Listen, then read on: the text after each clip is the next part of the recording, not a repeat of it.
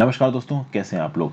केंद्र सरकार के द्वारा 12 जुलाई को एक ऑर्डर इशू किया गया है और वो ऑर्डर क्या बोलता है कि राज्य की सरकारें डिस्ट्रिक्ट मिनरल फंड डीएमएफ में जो भी पैसा आता है उस पैसे को किसी भी स्कीम के लगाने से पहले केंद्र की सरकार से परमिशन लेंगे।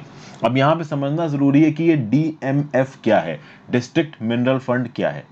तो एक एमएमडीआर एक्ट आया था 2015 में, जिसका फुल फॉर्म है mines and minerals development and regulation act. इस एक्ट का जो सेक्शन 9B है, उसका जो सब सेक्शन 3 है, वो ये बोलता है कि एक डीएमएफ बनाया जाएगा, यानी डिस्ट्रिक्ट मिनरल फंड बनाया जाएगा। आप समझिए, इस पूरी की पूरी स्कीम को प्रधानमंत्री खनिज क्षेत्र कल्याण योजना भी कहा जाता था। होता यह है कि जब भी किसी डिस्ट्रिक्ट में कोई माइनिंग का काम होता है ना, तो वो माइनिंग का काम अक्सर कर आप देखोगे कि बिल्कुल ही ट्राइबल इलाकों में, जंगल इलाकों में होता है। तो पूरे के पूरे जंगल साफ कर दिए जाते हैं, जमीन खोद दी जाती है, तो वहां पे जो ट्राइबल्स रह रहे होते हैं उनकी जिंदगी पे खासा इंपैक्ट पड़ता है। तो इनकी जिंदगी पे जो गलत इंपैक्ट पड़ रहा है इस माइनिंग की एक्टिविटी के चलते, उसके लिए यहाँ पे ये डिस्ट्रिक्ट मिनरल फंड बनाया गया।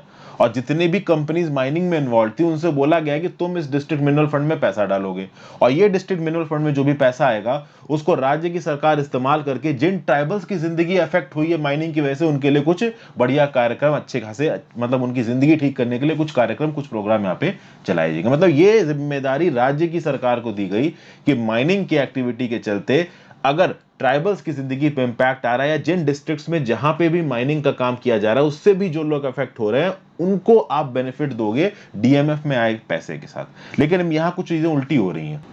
मिनिस्ट्री ऑफ माइंस ने रिसेंटली ये बोला है कि डिस्ट्रिक्ट मिनरल फंड में जो पैसा आ रहा है उसमें से ज्यादातर पैसा राज्य की सरकार की ट्रेजरी में चला जा रहा है, या consolidated fund of the state में चला जा रहा है, या फिर चीफ मिनिस्टर रिलीफ फंड में चला जा रहा है, और वहां से वो पैसा किसी और पर्पस में इस्तेमाल हो रहा है। जैसे कि रिसेंटली राउरकेला नाम की जो डिस्ट्रिक्ट है उड़ीसा में, वहां पे एक स्टेडियम बनाने की बात की गई और ये बोला गया कि वो जो स्टेडियम बनेगा उसमें मेंस का हॉकी कप कराएंगे, वर्ल्ड हॉकी कप कराएंगे 2023 का, और वो पैसा, मतलब उस स्टेडियम को बनाने का पैसा डिस्ट्रिक्ट मिनरल फंड से निकलेगा। ऐसे बहुत से और इंस्टेंसेस हैं जहां पे कोई एक ऐसी स्कीम बनाने के लिए पैसा डीएमएफ से निकाला जा रहा है जिस स्कीम का ट्राइबल्स के बेनिफिट से कोई लेना देना नहीं है, उन लोगों के बेनिफिट से कोई लेना देना नहीं है जिनकी जिंदगी इस माइनिंग के प्रोसेस की वजह से अफेक्ट हुई है। तो केंद्र की सरकार ने बोला ये नहीं चल पाएगा, ये पैसा उन लोगों की जिंदगी सुधारने के लिए जमा हुआ है डीएमएफ के अंदर जिनकी जिंदगियां इस माइनिंग के प्रोसेस की वजह से अफेक्ट हुई हैं।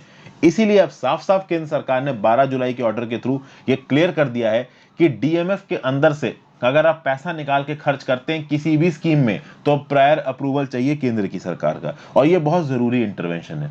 अगर आप देखो कितना पैसा यहां इन्वॉल्व है, तो ऑल ओवर इंडिया 2015-16 से लेके अब तक लगभग 50,000 crore, to be specific 49,400 crore rupees में जमा हो चुका है। हालांकि हो सकता है इससे ज्यादा भी जमा हुआ हो, अपडेटेड फिगर्स अभी हमारे सामने निकल के नहीं आए हैं। तो ये जो डिस्ट्रिक्ट मिनरल फंड वाली न्यूज है, ये यूपीएससी का जो जीएस पेपर 3 है उसके अंदर ये जो टॉपिक है ना, inclusive growth and issues arising from it, तो मतलब कि इस माइनिंग के चलते जो हमारा सेकेंडरी सेक्टर है वो ग्रो कर रहा है, कॉर्पोरेट्स ग्रो कर रहे हैं, तो उस फिनोमिना से जो ट्राइबल इफेक्ट हो रहे हैं वो भी तो ग्रो करें। प्लस अलग अलग हेड्स में जीएस पेपर 2 में भी ये काम आएगी, जीएस पेपर 3 के अंदर एनवायरमेंट में भी न्यूज आपके लिए काम आ सकती है, जीएस पेपर 2 वल्नरेबल पीपल के लिए क्या क्या स्कीम चलाई जा रही है वहां पे भी ये स्कीम काम आ सकती है। तो बेसिकली ये डीएमएफ वाली न्यूज यहाँ पे बहुत ज्यादा रेलिवेंट हो गई है। अब डीएमएफ के अंदर से पैसा निकाल के अगर राज्य की सरकार खर्च करना चाहती है तो केंद्र की सरकार की प्रायर परमिशन लगेगी। This was the news. I hope आपको चीजें यहाँ पे क्लियर हो गई। Thank you for watching, have a great day.